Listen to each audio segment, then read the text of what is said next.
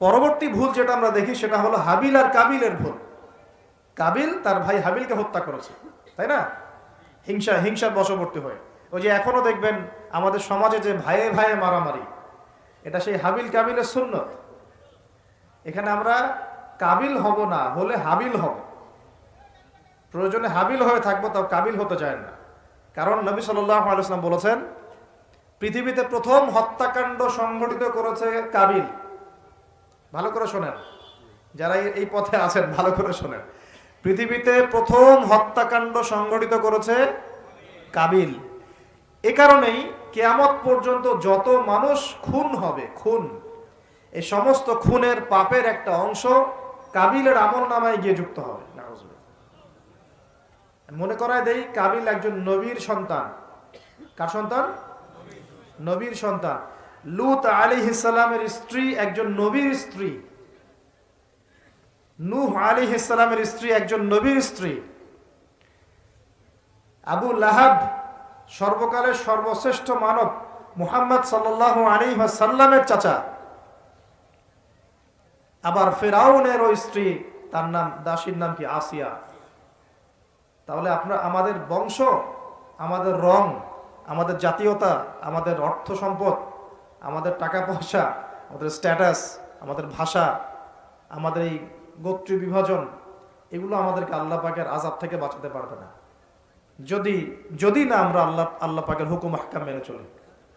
একজন নবীর ছেলে কোথায় যাচ্ছে? একজন নবীর স্ত্রী কোথায় যাচ্ছে? লূত আলাইহিস সালামের স্ত্রী কোথায় যাচ্ছে? আবু জেহেল কি আল্লাহ নবী সাল্লাল্লাহু আলাইহি ওয়াসাল্লামের চাচা ছিল না? আবু লাহাব কি চাচা ছিল না? তাহলে কিসের অহংকার, কিসের অহংকার, কিসের ফুটানি, কিসের গর্ব? শুধু তাকওয়াই পারবে আমাদেরকে সেভ করতে, আর কিচ্ছু না। অনেক গভীর হয়ে যাবে, বের হয়ে আসেন। আদম আলাইহিস সালাম তার জীবদ্দশায় আল্লাহ পাকের জমিনে যতদিন থেকেছেন, তিনি কি আল্লাহর বিধান মেনেছেন না শয়তানের বিধান মেনেছেন? তার উপরে আল্লাহ পাক কিছু নাজিল করেন নাই? সহিফা নাজিল করেছেন, অবশ্যই করেছেন না?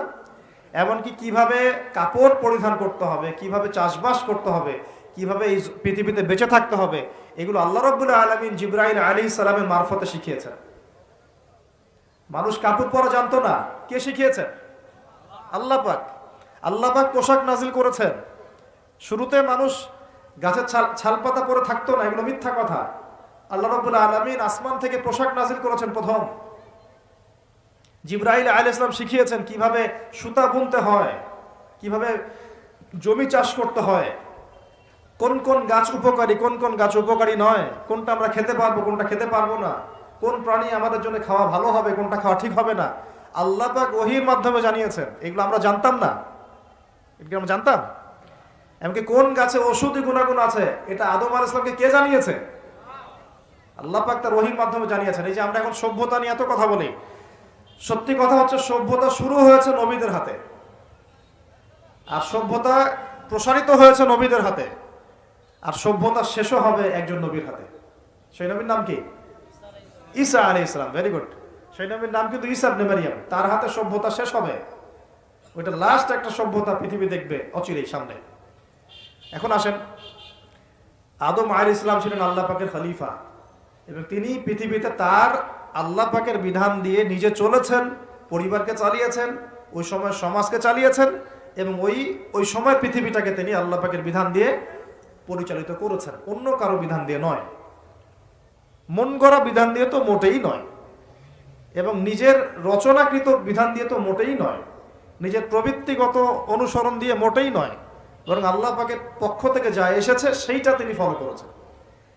এই অনুসরণটাকে নূহ আলাইহিস সালাম করেন নাই, ইব্রাহিম আলাইহিস সালাম করেন নাই, মুসা আলাইহিস সালাম করেন নাই, ঈসা আলাইহিস সালাম করেন নাই, দাউদ আলাইহিস সালাম করেন নাই, সুলাইমান করেন নাই আলাইহিস সালাম।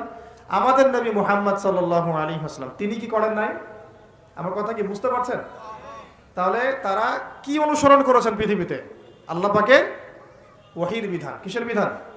ওহীর বিধান। এখন আসেন, আরেকজন নবীকে আল্লাহ পাক বলেছেন খলিফা, তার নাম কি বলেছিলাম শুরুতে? দাউদ। কোন সূরায় আছে এটা? সদের মধ্যে। এইখানে আল্লাহ পাক আরো স্পষ্ট করে বলেছেন একজন খলিফার দায়িত্ব কি। খুব মনোযোগের সাথে শুনবেন। উপযুক্ত পরিবেশ মনে হচ্ছে বলে আলোচনাগুলো করছি। আপনারা খুব সুন্দরভাবে বসে আছেন, আমি কথা বলতে খুব কমফোর্ট ফিল করছি। আপনাদেরকে শুকরিয়া, জাযাকুমুল্লাহ। এইভাবে আদবের সাথে বসে থাকলে কথা বলতে অনেক শান্তি পাওয়া যায়। আর এমন অনেক মাহফিলে গিয়েছে মনে হচ্ছে যে সার্কাস হচ্ছে, এদিকে দুজন লাফালাফি করছে, ওইদিকে দুজন সেলফি তুলছে, ওইদিকে দুজন ফটো তুলছে, কে কে আগে স্টেজে এসে বসবে প্রতিযোগিতা হচ্ছে। কি একটা অবস্থা। মজলিস এরকম শান্ত পরিবেশ বজায় থাকলে কথা বলে শান্তি পাওয়া যায়। আলহামদুলিল্লাহ, আল্লাহ পাকের শুকরিয়া। এখন আমি দ্বিতীয় পয়েন্টটাতে আসি, আপনাদেরকে বুঝাচ্ছি একজন খলিফার ফাংশন কি, একজন খলিফার ফাংশন বা দায়িত্ব কি। সূরা সদ থেকে কথা বলছি। কোন সূরা? বাসায় গিয়ে পড়ে নিন।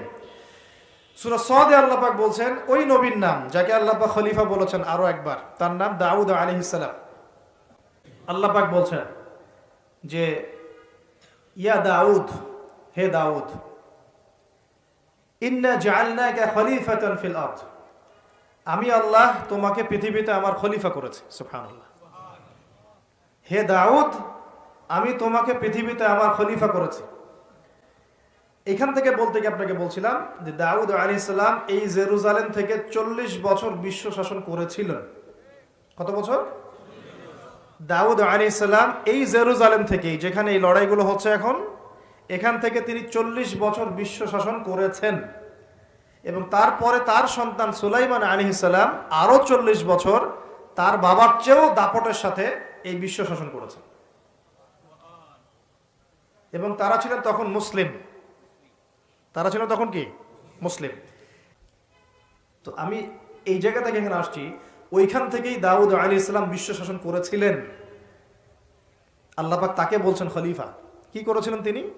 আল্লাহ পাক তাকে বলছেন ইয়া দাউদ, একটু মনোযোগের সাথে শুনেন, হে দাউদ, ইন্না জাআলনাকা খলিফাতান ফিল আরদ, আমি আল্লাহ তোমাকে এই জমিনে খলিফা করেছি। সুবহানাল্লাহ। তোমার দায়িত্ব কি হে দাউদ? তোমার কাজটা কি? ফাহকুম বাইনান নাসি বিল হক, সূরা সদ পড়ে দেখেন। তোমার কাজ হচ্ছে মানুষের মাঝে, অনুসারী জনগণের মাঝে তুমি ন্যায় বিচার প্রতিষ্ঠা করবা। কি করবা? তার মানে একজন যে কেউ, একজন মেম্বার হোক, একজন চেয়ারম্যান হোক, একজন এমপি হোক, একজন মন্ত্রী হোক, একজন পিএম হোক, যাকে আল্লাহ পাক যেখানে দায়িত্ব দিবেন, খলিফা হিসেবে তার কাজ কি বলেন তো? ফাহকুম বাইনান নাসি বিল হক, সত্য ন্যায়ের মানদণ্ডে মানুষের মাঝখানে বিচার ফয়সালা করবা। বাস, এটা আপনার কাজ। নেতৃত্ব দিলে দোষের কিছু নাই, নেতৃত্ব পেলেও দোষের কিছু নাই, কিন্তু ফাংশনটা কি? একজন খলিফার কাজটা কি? আবু বকর সিদ্দিক কেমন খলিফা ছিলেন? ওমর কেমন ছিলেন? ওসমান কেমন ছিলেন? আলী কেমন ছিলেন রাদিয়াল্লাহু আনহুম আজমাইন? তার এই আয়াতের উপর আমল করতেন। ফাহকুম বাইনান নাসি বিল হক, মানুষের মাঝখানে ন্যায় বিচার করো। ন্যায় বিচার কথা বলা হয়েছে, ন্যায় বিচার। এখন ন্যায় বিচার কতটুকু কি হচ্ছে না হচ্ছে এটা আপনারা আমার চেয়ে ভালো জানেন, আমি এসব নিয়ে কথা বলতে চাই না। কিন্তু আমাদের কাজ এতটুকুই, যাকে আল্লাহ পাক যেখানে দায়িত্ব দিবেন ন্যায় বিচার। আরো আল্লাহ বলছেন, আয়াতটা শেষ হয়নি, আরো সামনে একটু আছে। আল্লাহ পাক বলছেন ওয়ালা তাত্তাবিউল হাওয়া, ন্যায় বিচার করো এবং নিজের হাওয়া প্রবৃত্তির অনুসরণ করো না, নিজের মন গড়া বিধানের অনুসরণ করো না, নিজের প্রবৃত্তির দাসত্ব করো না। যদি করো তাহলে কি হবে? ইউদিল্লাকা আন সাবিলিল্লাহ, তাহলে আল্লাহ পাকের এই সরল পথ থেকে ওই প্রবৃত্তির অনুসরণ তোমাকে বিচ্যুত করে দিবে। কার কথা এগুলো? আল্লাহর কথা। ইন্নাল্লাযীনা ইউদিল্লুনা আন সাবিলিল্লাহ, পরের আয়াত, নিশ্চয় যারা আল্লাহ পাকের সরল পথ থেকে বিচ্যুত হয়ে গেছে, লাহুম আযাবুন শাদীদ, তাদের জন্য কঠিন শাস্তি আছে। আযাবুন শাদীদ মানে কঠিন শাস্তি আছে। বিমা নাসু ইয়াউমাল হিসাব, এই কারণে যে তারা হিসাবের দিনটা ভুলে গিয়েছে। এই দুইটা আয়াত আমি শোনাই দিলাম আপনাকে। আল্লাহ পাক যাকে যেখানে দায়িত্ব দিবেন সবসময় এই দুইটা আয়াত মাথায় রাখবেন, যে আল্লাহ পাক আপনাকে দাউদ আলাইহিস সালামের মতো কাজ দিয়েছেন, আল্লাহ পাক আপনাকে আদম আলাইহিস সালামের মতো কাজ দিয়েছেন। যাকেই দেখ, X Y Z whoever he is, এটা আমাদের দেখার বিষয় না। আমরা ধর্মতাত্ত্বিক দৃষ্টিকোণ থেকে শুধু মূলনীতিগুলো বলবো। তাহলে এখানে খলিফার কাজ কি বুঝতে পারলাম? মানুষের মাঝে ন্যায় বিচার প্রতিষ্ঠা করা, প্রবৃত্তির দাসত্ব না করা। যদি করি তাহলে কঠিন শাস্তি অপেক্ষা করছে। এখন আসেন, আল্লাহ নবী সাল্লাল্লাহু আলাইহি ওয়াসাল্লাম কি এই আয়াতের উপর আমল করে যান নাই? গিয়েছেন না যান নাই? তার জীবদ্দশায়, তার 23 বছরের এই নববী জীবনে কেউ কখনো জুলুমের শিকার হয়েছিল? বলেন তো, কেউ বলতে পারবে বুকে হাত দিয়ে যে একজন মানুষ জুলুমের শিকার হয়েছে? তার রেখে যাওয়া ইসলামের এই প্ল্যাটফর্মের উপরে আবু বকর সিদ্দিক শাসন চালিয়েছেন 2.5 বছরের মতো। আবু বকর সিদ্দিকের সময় কি কেউ জুলুমের শিকার হয়েছিল? তিনি কি এই আয়াতগুলোর উপর আমল করেছিলেন না করেন নাই? তাহলে তিনি একজন সফল খলিফা ছিলেন। আমরা খলিফা এবং খেলাফা দুটার ব্যাখ্যা বুঝতে পারলাম। যে খলিফা আল্লাহ পাকের বিধান মেনে বিচার ফয়সালা করে, ওই শাসন ব্যবস্থাটাকেই বলা হয় খিলাফা। এটা নতুন কোনো মৌলবাদী শব্দ নয়, আমরা ভুল বুঝি, আমাদেরকে ভুল বোঝানো হয়। একজন খলিফা যে আল্লাহ পাকের বিধান অনুযায়ী বিচার ফয়সালা করে, তার ওই শাসন ব্যবস্থাটাকে বলা হয় খিলাফা। আমি এই মূল জায়গা থেকে আস্তে আস্তে শেষের দিকে আসতেছি, একটু একটু মনোযোগ ধরে রাখেন।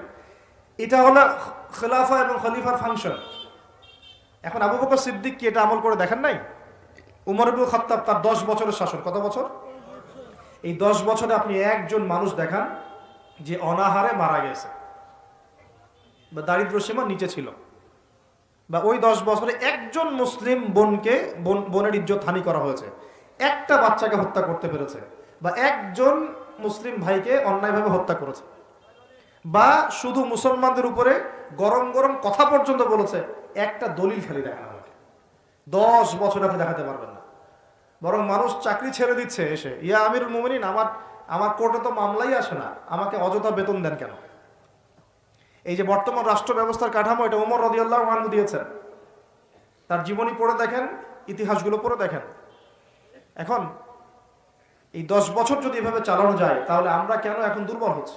আরো সামনে যান, ওই 10 বছরে ওমর রাদিয়াল্লাহু আনহু এই বাইতুল মুকাদ্দাসও জয় করেছিলেন, মনে আছে? উটের পিঠে তিনি একবার চলেছেন, তারপর ভিত্তকে উঠিয়েছেন। ওটা নিয়ে কাজী নজরুল ইসলাম কবিতা লিখেছিলেন। এগুলো তো এখন নাই, কবিতাটা। এটা তো আমিরুল মুমিনিন কবিতা ছিল না একটা আগে, ওটা তো এখন আপনারা পড়তে পারেন না। কেন পড়তে পারেন না এটা আপনারা বুঝবেন।